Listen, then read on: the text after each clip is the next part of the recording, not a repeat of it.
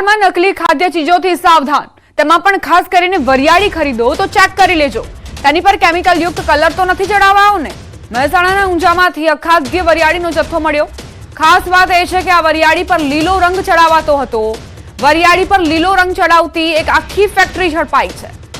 આ ગોળક ધંધો ઊંઝામાંથી પકડાયો છે। લોકોના સ્વાસ્થ્યના દુશ્મન આ લોકો વરિયાળી પર લીલો કલર કરીને તેને કલરફુલ વરિયાળી બનાવી વેચતા હતા।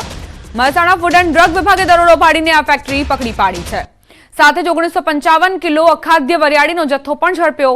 કીર્તિ ટ્રેડિંગ નામની ચાલતી આ ફેક્ટરીમાંથી અત્યાર સુધી કુલ વરિયાળીનું વેચાણ થયું છે તેની પણ તપાસ આરંભાઈ છે।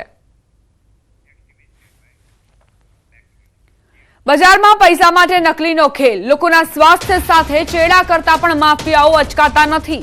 મહેસાણાના ઊંઝામાં લીલો રંગ ચડાવતી ફેક્ટરી પકડાઈ છે તો પાટણમાં ઘીના સેમ્પલમાં મોટો ખુલાસો થયો। પાટણના સિદ્ધપુર જીઆઈડીસીમાંથી પકડાયેલા ઘીના નમૂનાના પૃથ્થકરણમાં મોટો ખુલાસો। આ ઘીના નમૂના ફેલ થયા છે। અગાઉ 5500 કિલો ઘીનો જથ્થો ફૂડ એન્ડ ડ્રગની ટીમે ઝડપી પાડ્યો હતો। 16.50 લાખની કિંમતનો ઘીનો જથ્થો સીઝ કર્યો હતો। 4 માસ અગાઉ ઝડપાયો હતો ઘીનો જથ્થો। ઘીમાંથી વેજીટેબલ ઓઇલની ભેળસેળ મળી આવી। ડેરીવાલા ફાર્મ પ્રોડક્ટ નામની ફેક્ટરીમાં બનતું હતું ભેળસેળવાળું ઘી। ભેળસેળવાળું ઘી હોવાનો રિપોર્ટ આવતા ફેક્ટરી માલિક સામે કાર્યવાહી કરાશે।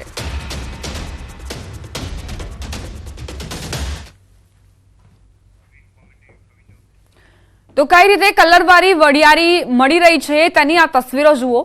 આ સિવાય દૂધ હોય, તેલ હોય, ઘી હોય, પનીર હોય, તમામમાં મિલાવટ કરીને આ માફિયાઓ નફો રડી રહ્યા છે। એટલે તમે પણ જો કોઈ વસ્તુ ખરીદી રહ્યા હો તો પહેલા ક્વોલિટી ચેક કરી લેજો। કલરવાળી વરિયાળી પકડાઈ। નકલી પનીરની બનાવટની પણ તપાસ આરંભાઈ છે। નકલી વરિયાળીની બનાવટ મળી છે। નકલી મરચું, નકલી દૂધ, નકલી તેલ અને ઘીમાં તો પામોલિન પણ મળી આવ્યું છે।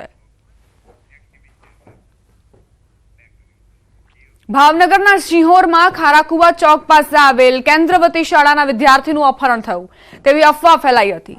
આ ઘટનાને લઈને એક મેસેજ અને ઓડિયો વાયરલ થયેલો, જેને લઈને પોલીસે તપાસનો ધમધમાટ શરૂ કર્યો તો સામે આવ્યું કે કોઈ જ બનાવ નથી બન્યો। આ તરકટ રચનાર બીજું કોઈ નહીં પરંતુ ખુદ બાળક જ હતો।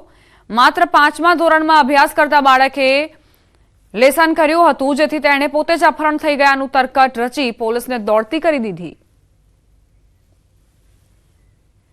તો એ પ્રમાણે મેં સાંભળ્યું તો પછી બધા કેમેરા બધા તપાસ કરી તો એમાં એ એકલો હાલપા ભાળ્યો મેં। બીજું કાંઈ ઈકો કે કાંઈ ભાળ્યું નથી। તો એ છોકરાનું મને થોડોક ડાઉન પડે કે ખોટું બોલ્યો હોય, લેસન બેસન લઈ ન ગયો હોય, એ રીતે વાયરસ વિડીયો થયો છે, કેમેરો જોવે ત્યાંથી જ કર્યો છે। તો હવે છોકરાની થોડીક ભૂલ હોય, લેસન ન લઈ ગયો હોય તો એ છોકરો થઈને ઉભો રહે, અમારે તો શું કરવું। એક અફવા ફેલાઈ હતી। અમને ત્યારે જાણ થઈ હતી કે બાળક શાળાએ આવેલ નથી। ત્યારે એના વાલી દ્વારા બોલાવવામાં આવ્યા તો વાલીએ જ કીધું છે કે એવું કશું બન્યું નથી અને એ વાલી દ્વારા જણાવ્યું કે બાળકે પણ સ્વીકાર્યું છે કે આવો કોઈ બનાવ બનેલ નથી। ડિજિટલ અરેસ્ટનો વધુ એક આરોપી દબોચાયો। ડિજિટલ અરેસ્ટ કરી 4 કરોડ રૂપિયા પડાવ્યા। પાર્સલમાં ડ્રગ્સ હોવાનું કહી ફ્રોડ કરતો હતો। ચાઇનીઝ કંબોડિયન ગેંગ સાથે મળીને ફ્રોડ કર્યા। પૂછપરછમાં જાણવા મળ્યું કે આ ગેંગ રોજ 100 જેટલા કોલ કરતા હતા। આ કોલ સેન્ટર જેવું સેન્ટર બનાવવામાં આવ્યું હતું। ખોટા પોલીસ યુનિફોર્મ પહેરીને કોલ કરવામાં આવતા હતા। વોઇસ ઓવર કે બીજી કોઈ એપ્લિકેશનથી કોલ કરવામાં આવતા। પાર્સલમાં ડ્રગ્સ છે તેમ જણાવીને પોલીસ તમને અરેસ્ટ કરવા આવી રહી હોવાની ધાક ધમકી આપતા।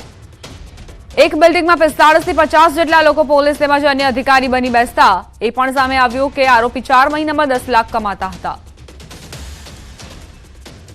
ફરિયાદીને જે કોલ કરીને અને જેમને ધમકાયું કે તમારે પાર્સલમાં ડ્રગ્સ મળ્યા છે અને આ વસ્તુ મળી છે, એના કારણે તમે અરેસ્ટ કરવામાં આવશે। એ જે કોલ કરનાર વ્યક્તિ છે એમને આપણે ઝડપી પાડવામાં આવેલ છે।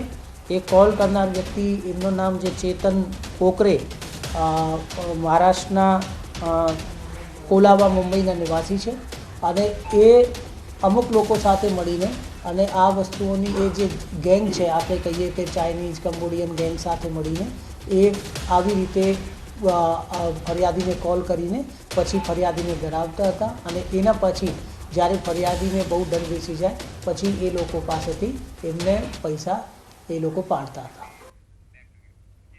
ખેડા જિલ્લાના મહુધામાં એક વૃદ્ધ દંપતી ડિજિટલ અરેસ્ટનો ભોગ બન્યા. દંપતીને મુંબઈ પોલીસના નામે વોટ્સએપ કોલ કરી તેમના પાર્સલમાં ડ્રગ્સ હોવાનું કહી તેમને ડિજિટલ અરેસ્ટ કરી 61 લાખ રૂપિયા પડાવવામાં આવ્યા. આ મામલે સાયબર ક્રાઇમ પોલીસ સ્ટેશન ખાતે ફરિયાદ નોંધવામાં આવી હતી. ત્યારે ખેડા પોલીસે ભોગ બનનારના 43 લાખ રૂપિયા ફ્રીઝ કર્યા હતા. સાયબર પોલીસ દ્વારા ગણતરીના દિવસોમાં જ ફ્રીઝ કરાયેલા 43 લાખ રૂપિયા રિકવર કરી ભોગ બનનારના ખાતામાં જમા કરાવ્યા હતા. આમ પોલીસની કામગીરીથી વૃદ્ધ દંપતીના પૈસા ગણતરીના દિવસોમાં પરત મળી ગયા. આરોપીઓમાં જે અલગ અલગ 2 નામ એમને આપેલા છે, પરંતુ એ નામ પણ ખોટા હોવાની શક્યતા છે, કારણ કે એન્ફોર્સમેન્ટ એજન્સી તરીકે જ્યારે આ લોકો પોતાની ઓળખ વિડીયો કોલની અંદર જે આપતા હોય છે એ મોટે ભાગે નામ ખોટા નીકળતા હોય છે. અલગ અલગ પ્રકારના હોદ્દા જે દર્શાવતા હોય છે, પોતાનું બેકગ્રાઉન્ડ અલગ પ્રકારનું ઊભું કરતા હોય છે, તો એ સમગ્ર બાબત ફ્રોડ હોય છે અને એન્ફોર્સમેન્ટ એજન્સીના નામે આવા પ્રકારના કોઈ કોલ કરવામાં આવતા હોતા નથી. પરંતુ આ વૃદ્ધ દંપતી કોઈને કેમને આડોશી પડોશીમાં વાત પણ ન કરી અને પોતે ગભરાઈ ગયેલા, અને ખાસ કરીને એમના જે સંતાનો વિદેશમાં સ્થાયી થયેલા છે એમની ઉપર લીગલ એક્શન લેવાશે એ પ્રકારની વાત કરી. જૂનાગઢમાં આપા ગીગાની જગ્યા સત્તાધારના મહંત વિજય ભગતનો વિવાદ શમવાનું નામ નથી લઈ રહ્યો. જી હા, સત્તાધારના મહંત વિજય ભગત પર તેમના ભાઈ નીતિન ચાવડાએ વ્યાભિચાર સહિતના ગંભીર આરોપ મૂક્યા. તો વિજય ભગતે આ આક્ષેપો અંગે જવાબ આપતા કહ્યું, એના તમામ આરોપો ખોટા છે અને તે સમાજને ગેરમાર્ગે દોરે છે. તો આ વિવાદમાં હવે મેંદરડાના ખાખી મઢીના મહંત સુખરામદાસ બાપુનું આગમન થયું. તેમણે વિજય બાપુના સમર્થનમાં પ્રતિક્રિયા આપી.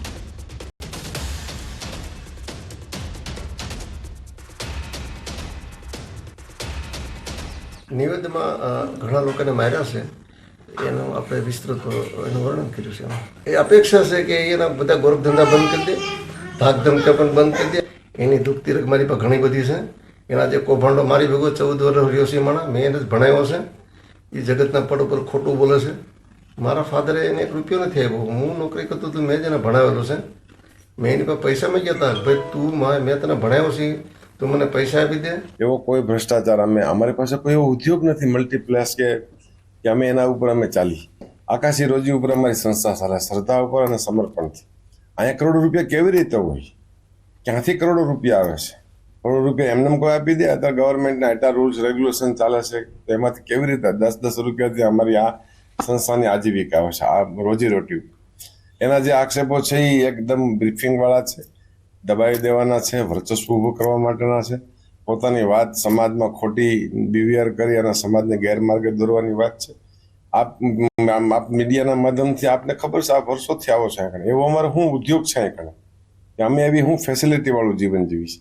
એના અંદર પણ એનો પણ કોઈક માર્ગદર્શક હશે. એ વ્યક્તિ આજે આવો દાવો કરે છે મીડિયાને કે ગવર્મેન્ટને કે કંઈ પણ બાબત ઉપર લઈને, એ પાયા વિહોણા આક્ષેપો છે, એકદમ પ્રલોભન, અને એને કાંઈક લાલચ છે, કંઈ પણ એ સમય જતા અમે આપશું.